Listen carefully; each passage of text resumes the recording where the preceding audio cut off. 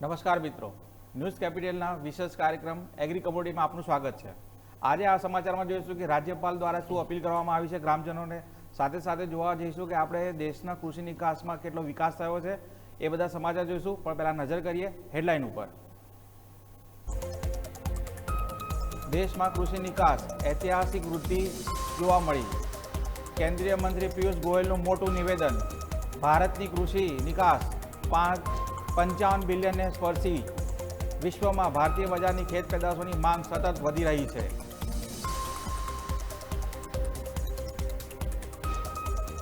Israel Iran યુદ્ધની અસર કૃષિ પેદાશો પર જોવા મળી। ગુજરાતના પોર્ટ ઉપર 3000થી વધુ કન્ટેનરો અટવાયા। યુદ્ધના કારણે 3000થી કરોડનો માલ પોર્ટ ઉપર છે અટવાયેલો।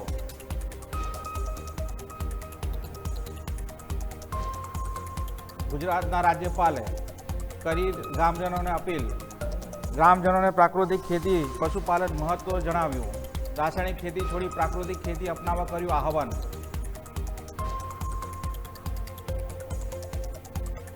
રાજ્યમાં 18 માર્ચથી 20 માર્ચ સુધી આવી શકે છે માવઠું। હવામાન વિભાગની આગાહી, સાયક્લોન સર્ક્યુલેશન સક્રિય થતાં હવામાનમાં આવ્યો પલટો। ઉત્તર ગુજરાત, કચ્છમાં માવઠાની સંભાવના। 19 અને 20 માર્ચ દક્ષિણ ગુજરાત અને સૌરાષ્ટ્રમાં છૂટાછવાયા વરસાદની સંભાવના।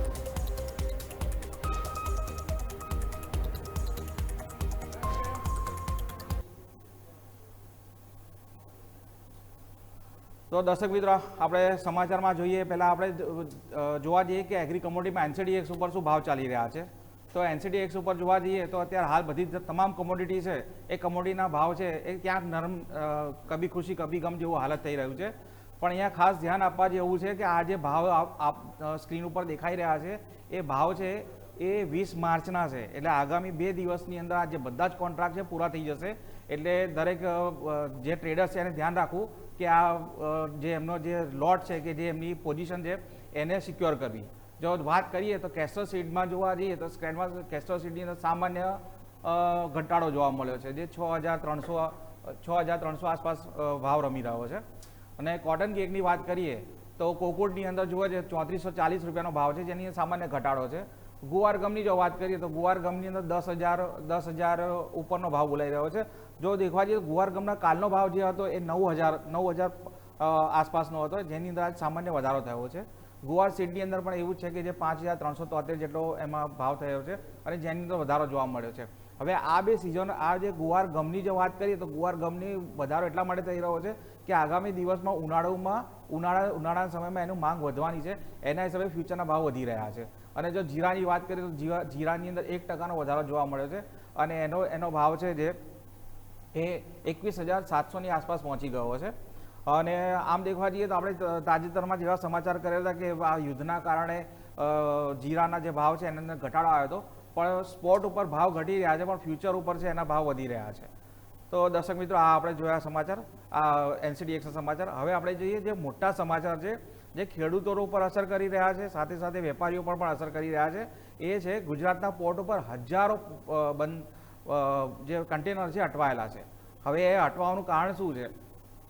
ઇઝરાયલ ઈરાનનું યુદ્ધ, અને એ યુદ્ધની અસર આપણે સમાચાર જોતા રહ્યા હતા કે ભાઈ ખાતરની અછત છે, સામે જોતા હતા આપણે ગેસની સમસ્યા છે, એલપીજીની સમસ્યા છે, આ બધી સમસ્યાઓ દેખાતી હતી, સ્ટેટ ઓફ હોર્મુઝ ઉપરથી આવવાની હતી।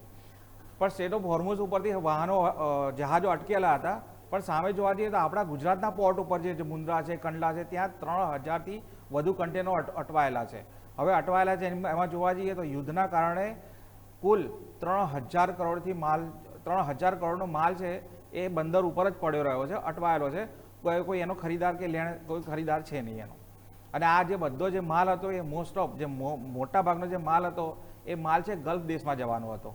ગલ્ફ દેશની જો વાત કરીએ તેમાં મરચાંની નિકાસ છે એનો પર મોટો ફટકો પડી રહ્યો છે। અને જોવા જઈએ તો લાસ્ટ વર્ષ જે છેલ્લા વર્ષે એટલે ગયા વર્ષે જે વાત કરીએ તો 5 લાખ મેટ્રિક ટન મરચાં નિકાસ થયો હતો, જે આ વખતે ઓછો થઈ રહ્યો છે। હોલસેલના ભાવમાં વાત કરીએ તો હોલસેલના ભાવ 180થી ઘટીને સીધા જ 130થી 160ની વચ્ચે આવી ગયા છે। એ સાથે સાથે વાત કરીએ તો હળદરમાં પણ ભારતમાં સારું ઉત્પાદન થાય છે। કાચી હળદર છે એના પણ ભાવમાં ઘટાડો જોવા મળ્યો છે। ઊંઝા જે યુદ્ધના કારણે ઊંઝા યાર્ડની જો વાત કરીએ તો ઊંઝાના મંદીનો માહોલ છે. આપણે જોયું કે હમણાં જ NCDX ઉપર તો ફ્યુચરના ભાવ છે તેજી બતાવે છે, પણ સ્પોટ ઉપર આપણે મંદી બતાવે છે. સામે જોવા જઈએ તો મહુવાની અંદર ડિહાઇડ્રેટ ડુંગળી, લસણ, આદુ છે, જેનો પાવડર બનીને ગલ્ફના કન્ટ્રીઝમાં નિકાસ કરવામાં આવે છે. એના પણ જહાજો અટકેલા છે, એ પણ માલ અત્યારે હાલ અટવાઈ રહ્યો છે. તો ઓવરઓલ જોવા જઈએ તો બધા જ પોર્ટ ઉપર, જો મહત્વની વાત કરીએ તો કંડલા પોર્ટ ઉપર 140થી વધુ જહાજો જે કન્ટેનરો અટવાયેલા છે, અને એ ફક્ત શેના અટવાયેલા છે? હળદર લઈ જતા. એટલે ટૂંકમાં જઈએ તો 3000 જેટલા જહાજો, 300થી વધારે જહાજો અત્યારે અટવાયેલા પડ્યા છે.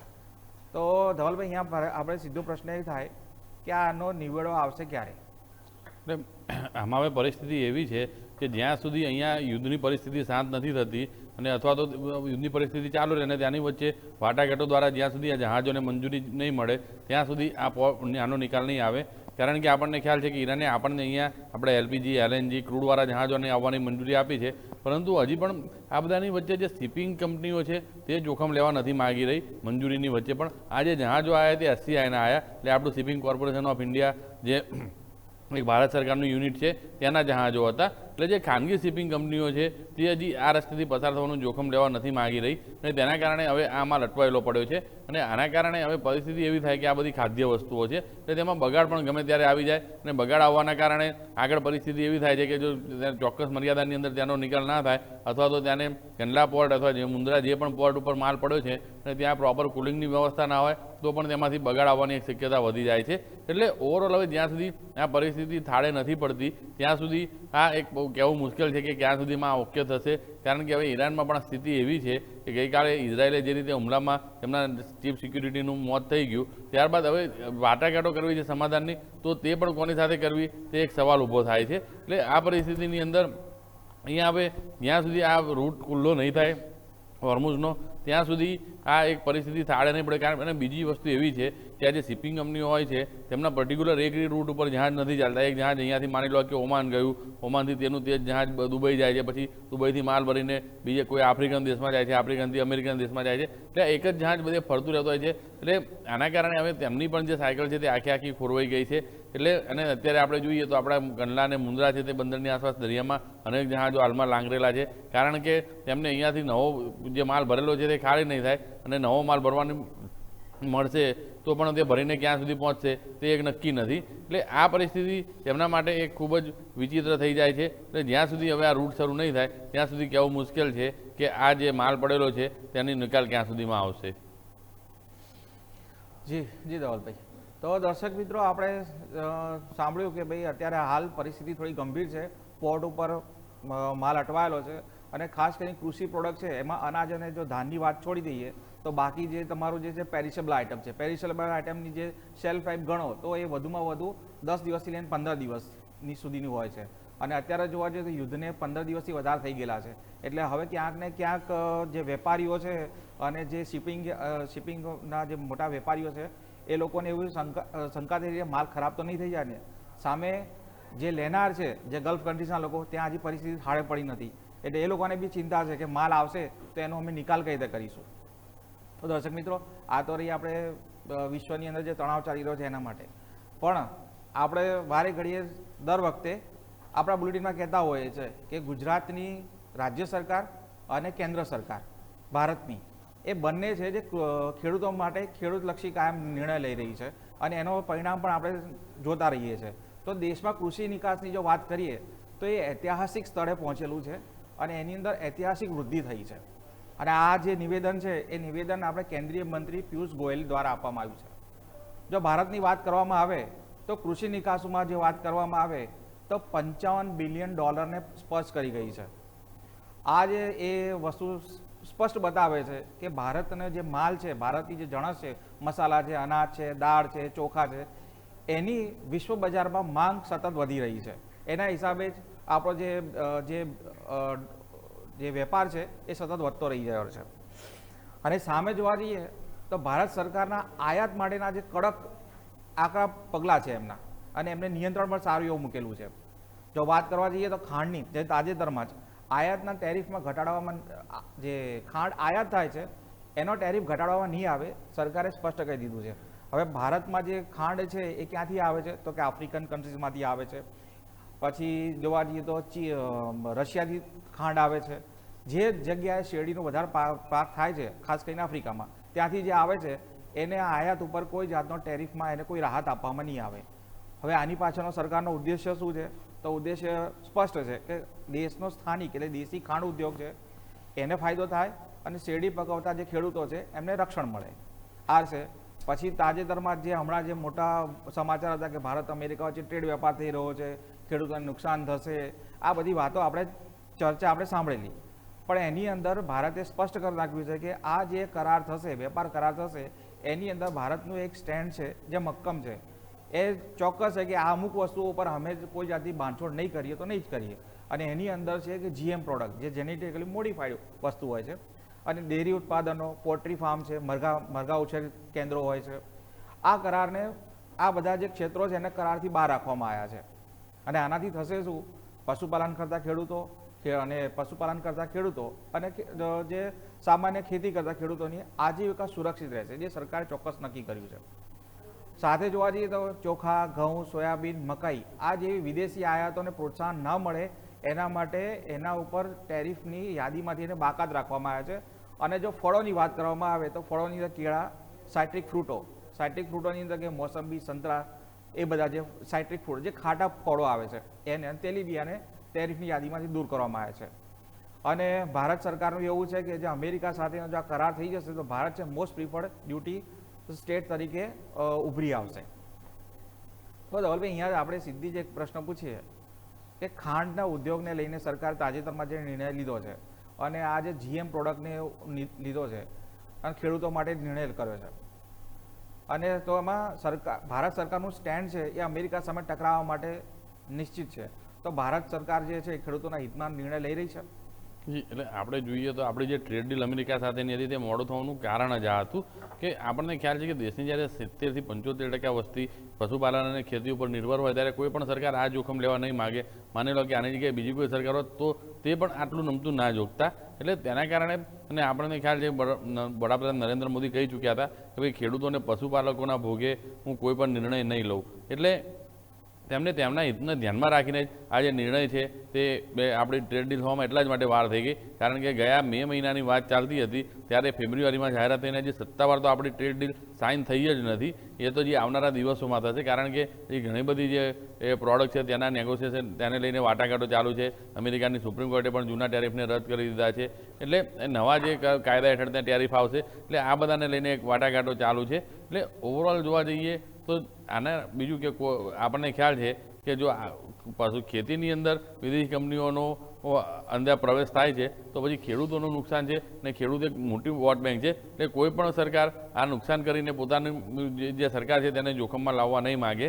એટલે આપણને ખ્યાલ છે ભૂતકાળમાં BT કપાસ આવ્યો અને ત્યારબાદ મહારાષ્ટ્રમાં શું હાલત થઈ હતી. એટલે આ જે ઓવરઓલ જે જેનેટિક પ્રોડક્ટો છે, એટલે આપણા અત્યાર સુધી અમેરિકાનું સોયાબીન એટલા માટે જ નહોતા મંગાવતા અને આપણે આફ્રિકન દેશોમાંથી મંગાવતા હતા, કારણ કે આપણે અહીંયા ઉત્પાદન થાય છે સોયાબીનનું, પરંતુ તેની જેટલી જરૂરિયાત છે તેટલા પ્રમાણમાં નથી થઈ રહ્યું. અને તેના કારણે આ જે આયાતો થઈ રહી છે તેના કારણે આપણે જોઈએ તો આફ્રિકન દેશોમાંથી મંગાવતા હતા. એટલે ઓવરઓલ અહીંયા ખેડૂતોના નુકસાનના ભોગે સરકાર આ કોઈ પગલાં નથી લઈ રહી. એટલે આ આપણે જોવા જઈએ તો આજે ટ્રેડ ડીલ મોડી થવાનું અને સરકારે જે કીધું છે કે ભાઈ અમે આવી રીતે જેનેટિક અમુક કેટલીક પ્રોડક્ટોને મંજૂરી નહીં આપીએ. અને બીજું આપણી નિકાસમાં સતત વધારો થવાનું કારણ એક એ પણ છે કે આપણે ઘણા બધા દેશો સાથે હમણાં ફ્રી ટ્રેડ ડીલ કરી છે. અને જે ગુણવત્તાવાળી વસ્તુ છે, આપણે કપાસના ભાવમાં સતત એક જોતા આવ્યા છીએ કે ભાઈ આપણા કપાસના ભાવ કેમ ઊંચા રહ્યા? તો કારણ કે તેની ગુણવત્તા હતી. એ ગુણવત્તાના કારણે આપણે જોઈએ તો તેનો ભાવ એક ઊંચો મળી રહ્યો હતો. એટલે આપણી અન્ય પ્રોડક્ટોમાં પણ એ જ વસ્તુ છે કે એ જે ગુણવત્તા છે તેના કારણે એક સતત ઊંચા ભાવ મળી રહ્યા છે. એટલે આના કારણે આપણે જોઈએ તો આપણી જે વસ્તુ છે તેને એક્સપોર્ટમાં સતત વધારો જોવા મળી રહ્યો છે. દર્શક મિત્રો, અહીંયા હું એક વાત છે જેને થોડી પૂર્તિ કરવા માગું છું. ખેડૂતોને છે ને આપણી સરકાર ક્યારે બી કોઈ જાતના કોઈ ઇન્ટેન્શનથી જોતી નથી. એ ખેડૂતને ખેતીને વિકસાવવા માગી રહી છે. આપણે જો વાત કરીએ કે આ વડાપ્રધાન જ્યારે મુખ્યમંત્રી હતા ગુજરાતના, ત્યારે એમણે નર્મદા યોજના ચાલુ કરી હતી. અને નર્મદા કેનાલના જે પાણી છે અત્યારે કચ્છ સુધી પહોંચતા થઈ ગયા છે. અને જે એક સૂકો ભટ્ટ પ્રદેશ હતો એની અંદર બાગાયતી પાકોની અંદર ભારતે અને ગુજરાતે કાઠું કાઢ્યું છે. તો દર્શક મિત્રો, આ સમાચાર છે. આનાથી આગળ વધારે સમાચાર જોઈશું, પણ સમય થયો છે ત્યાં વિરામનો.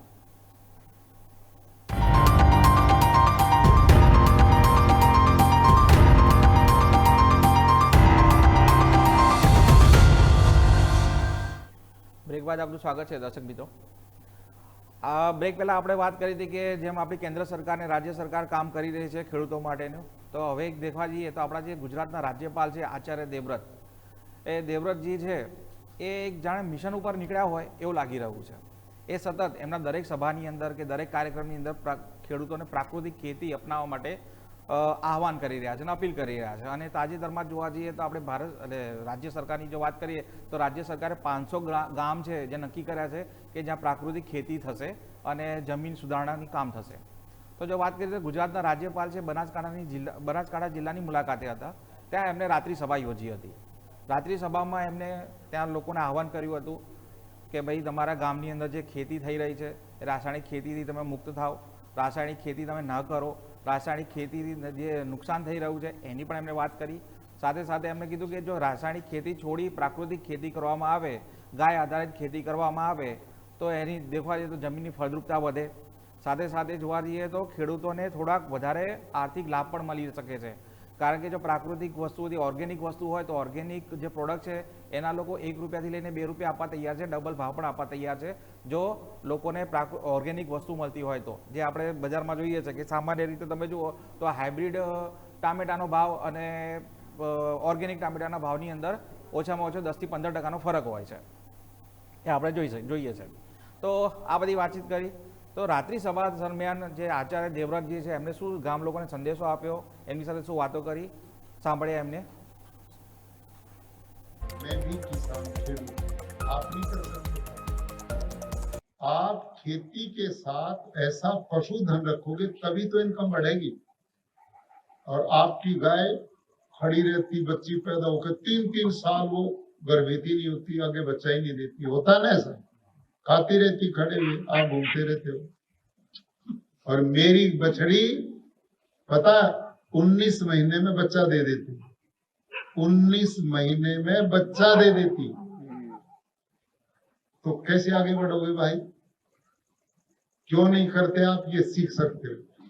और आपके लिए बधाई है, अभी शंकर भाई चौधरी आपके विधानसभा के अध्यक्ष और आप बैठे साहब, इनकी डेयरी ने इतना बड़ा सेंटर बनने जा रहा है जिसको प्रधानमंत्री जी आके उद्घाटन करने वाले।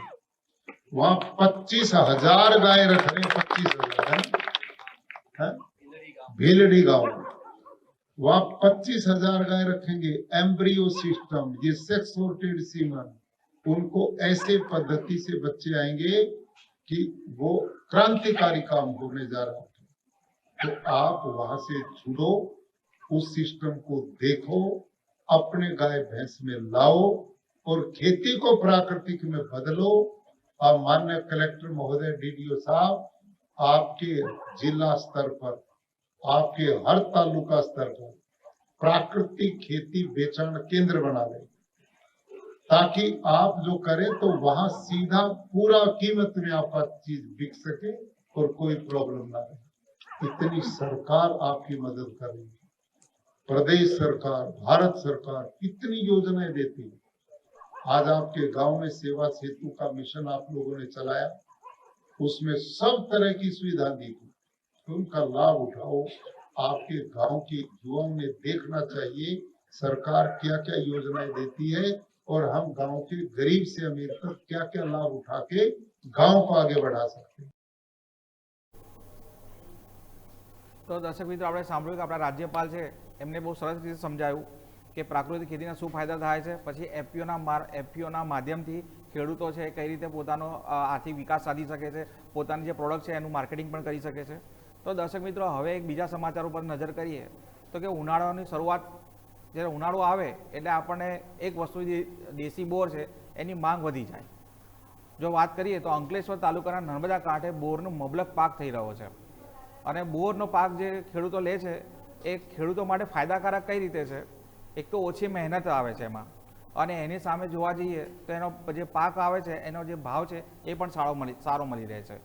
માર્ચ એપ્રિલ મહિનામાં પાક તૈયાર થઈ જાય છે અને બોર છે એને વીણવામાં પણ લણવામાં બહુ મહેનત કરવાની નથી હોતી. નીચે ચાદરનું પાથરવાનું અને બોર એની અંદર આવે ને ભેગા કરીને માર્કેટમાં વેચવા જવાનું. હવે જોવા જઈએ તો જે બોરનો ભાવ છે એ 20 કિલો બોર છે, એ 20 કિલો બોરનો ભાવ છે 600 થી 700 રૂપિયા ભાવ મળી રહે છે. અને આ જે બોર છે એની માંગ છે ભરૂચ, સુરત, મુંબઈ સુધી પણ આની માંગ હોય છે અને અમદાવાદ જેવા મોટા અમદાવાદ, વડોદરા, સુરત આવા મોટા શહેરોમાં પણ આની માંગ સારી જોવા મળે છે. ખાસ કરીને જો વાત કરીએ ને તો ખેડૂતોને આ નફો વધારે થઈ રહ્યો છે અને હાઇબ્રિડ બોર વધતા એક સમસ્યા આવી રહી છે. જે હાઇબ્રિડ બોર વધી રહ્યા છે એના કારણે આપણા દેશી બોરની જે અવગણના થઈ રહી છે. કેટલાક છે પણ તેમ છતાં બી અમુક જે જુજારુ કહેવાય ખેડૂતો એ હજી પણ આપણી પરંપરા જાળવી રહ્યા છે. તો અમુક એવા જ ખેડૂતો છે જે ખેતી કરે છે, સાંભળીએ એ લોકો શું કહે છે. બોરીના ઝાડ આવે છે એમ સુરત, બારડોલી, નવસારી, વાપી, બોમ્બે લગીના અમારા બોર જાય છે. હું નવા ટાવડાથી અહીંયા દર વર્ષે બોર લેવા માટે આવું છું. આ જૂના કચ્છા ગામમાં બોર માર્ચથી એપ્રિલ મહિનામાં ચાલુ થાય છે. ત્યાં સૂકવે છે ખેડૂત લોકો અને હું અહીંયાથી લઈ ને ત્યાં મતલબ કે આપવા જામ છે. આ બોર ત્યાં અમુક મંદિરોમાં પ્રસાદમાં જાય છે, પછી બિસ્કિટ બનાવાય છે, એનો પાવડર બનાવે છે. આ બોર લગભગ અહીંયાથી હું 20 કિલોના 700 થી 800 રૂપિયા આપીને લઈ જાઉં છું. ત્યાં મને 100-200 રૂપિયા મળે છે, એ પ્રમાણે હું ત્યાં વેચું છું. અહીંયા આગળ લાલવાડી ગામ, ભરૂચ જિલ્લાનું અંકલેશ્વર તાલુકાનું આ લાલવાડી ગામ છે અને અહીંયા આગળ અમારી પાસે ટોટલ અમારા બાપ દાદાઓની ટોટલ 60 થી 70 જેટલી બોડીઓ છે અને તે માર્ચ મહિના પછી એની સિઝન ચાલુ થઈ જાય છે. મતલબ એ પૂરી રીતે માર્ચ એપ્રિલમાં પૂરેપૂરા પાકી જાય છે બોર અને મજદૂર કરાવીને અમે વણાવી લઈએ છીએ અને વેપારી લેવા આવે છે તો 20 કિલોના લગભગ 600 થી 700 રૂપિયા આપીને એ લોકો લઈ જાય છે અહીંયાથી. બોરની વિશેષતા તો એ જ છે કે અમુક વેપારીઓ અમુક જગ્યાએ મેળા ભરાય છે, કોઈ મંદિરોમાં પણ વપરાય છે, કોઈ બાધાઓ કે માનતાઓ પૂરી કરવા માટે લઈ જાય છે. બીજી વિશેષતા તો એ છે કે એના બિસ્કિટ બનાવે છે, પછી ગ્લુકોઝના પાવડર બનાવે છે, બીજી ઘણી બધી વેરાયટીઓ બનાવે છે. તો દર્શક મિત્રો, આ જે બોર છે એ બોર એ છે કે સસ્તું ભાડું અને સિદ્ધપુરની યાત્રા જેવું છે. ઓછી મહેનત અને સારો પાક મળે છે અને એના સારા પૈસા પણ મળી રહ્યા છે. હવે આપણે છે જતા એક સમાચાર ઉપર જોઈએ જે મહત્વનું જે ખેડૂતોને એમના પર અસર કરી શકે છે. રાજ્યમાં જે છે 18મીથી લઈને 20 માર્ચ સુધી છે માવઠાની આગાહી જાહેર કરવામાં આવી છે. હવામાન વિભાગે આગાહી કરી છે કે ભાઈ સાયક્લોન સર્ક્યુલેશન સક્રિય થતાં હવામાનમાં પલટો આવી શકે છે. ઉત્તર ગુજરાત, કચ્છ જેવા વિસ્તારોમાં માવઠાની સંભાવના વધુ છે. સાથે જોવા જઈએ તો બનાસકાંઠા, સાબરકાંઠા, પાટણ, જામનગર આમાં વરસાદ એટલે માવઠાની શક્યતા જોવા દેખાઈ રહી છે. તાપમાનમાં 1 થી 2 ડિગ્રીનો ઘટાડો પણ આવી શકે છે. કંડલા, ભુજ, અમરેલી, સુરેન્દ્રનગરમાં જોવા જઈએ તો તાપમાન 37 ડિગ્રીને પાર થઈ ગયું છે અને દરિયા કિનારાની જો વાત કરીએ દક્ષિણ ગુજરાત અને સૌરાષ્ટ્રમાં એ છૂટાછવાયા વરસાદની સંભાવના છે. દેશમાં ગરમી વધી રહી છે. સામે હવામાન વિભાગે એવું કીધું કે સાયક્લોન સર્ક્યુલેશન સક્રિય થયું છે, એના હિસાબે માવઠાની સંભાવના દેખાઈ રહી છે. તો ખેડૂત મિત્રોને જે ઉનાળુ પાક લે છે એ લોકોને ખાસ ધ્યાન રાખવાનું, સાવચેતી રાખવાનું કહે છે. અને આના અંગેની જો તમારે કોઈ મૂંઝવણ હોય તો તમે નજીકના ખેતીવાડી વિભાગનો તમે સંપર્ક કરી શકો છો. તો દર્શક મિત્રો, આ બુલેટિનમાં આપણે જોયું કે રાજ્યપાલે શું અપીલ કરી છે, દેશનો કૃષિ નિકાસ છે એ વધી રહ્યો છે. તો દર્શક મિત્રો, આ બુલેટિનમાં બસ આટલું જ. હવે અમારા સહયોગી વ્યોમિકા છે એ તમને આ માર્કેટ વિશે કહેશે, માર્કેટની માહિતી આપશે અને તમને નફાના સોદા કરાવશે, કારણ કે અમે છીએ ન્યૂઝ કેપિટલ માર્કેટ, નફાનું નવું સરનામું.